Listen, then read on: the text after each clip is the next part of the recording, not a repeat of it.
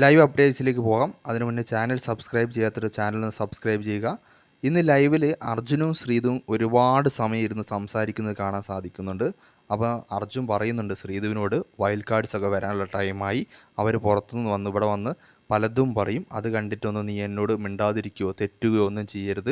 നമ്മളെ തമ്മിൽ തെറ്റിക്കാനൊക്കെ പലരും ശ്രമിക്കും, ഇവിടെയുള്ളവരും ശ്രമിക്കും, പുറത്തുനിന്ന് വൈൽഡ് കാർഡ്സ് വരുന്ന അവരും ശ്രമിക്കും. അതൊക്കെ അവരുടെ ഗെയിം പ്ലാൻസ് ആണ്, അതിലൊന്നും പോയി വീഴാൻ നിൽക്കരുത്.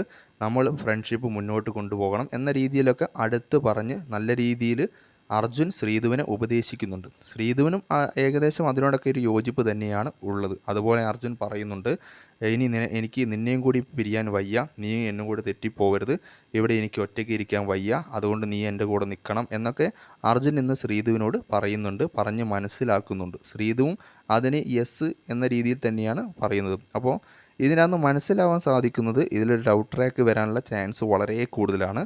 വൈൽഡ് കാർഡ്സ് വരുമെന്ന് മനസ്സിലാക്കിയ അർജുൻ പുറത്തുനിന്ന് വരുന്നവർ പറയുന്നത് കേട്ട് നീ വിശ്വസിച്ച് അതിന് പിന്നാലെ പോകരുതെന്നും നമ്മൾ തമ്മിൽ ഒരിക്കലും ഇവിടെ തെറ്റരുതെന്നും നമ്മൾ തമ്മിൽ ഒരുമിച്ച് നിൽക്കണമെന്നൊക്കെ അർജുൻ പറഞ്ഞ് ശ്രീധുവിനെ മനസ്സിലാക്കുന്നുണ്ട്.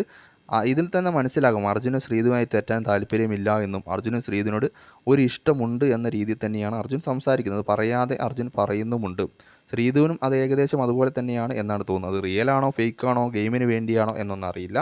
പക്ഷേ ഇപ്പോഴത്തെ അവരുടെ സംസാരവും അടുത്തിടപെടലും എല്ലാം കണ്ടിട്ട് അങ്ങനെയാണ്, ആ രീതിയിലേക്കാണ് ഇപ്പോൾ കാര്യങ്ങൾ പോയിക്കൊണ്ടിരിക്കുന്നത്. അത് എത്ര പോകും, ഇന്ന് വൈൽഡ് കാർഡ്സ് കയറുമ്പോൾ എന്തൊക്കെ സംഭവിക്കും എന്നൊന്നും അറിയില്ല.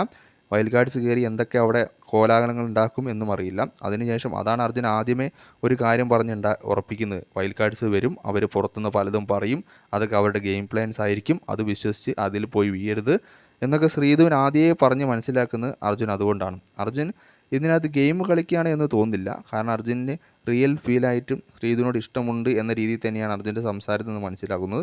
ശ്രീധുവിന് തിരിച്ച് അങ്ങോട്ട് അതുപോലെ തന്നെയാണ് എന്നാണ് തോന്നുന്നത്. വരും ദിവസങ്ങളിൽ നമുക്കത് മനസ്സിലാക്കാൻ സാധിക്കുന്നത് ആയിരിക്കും.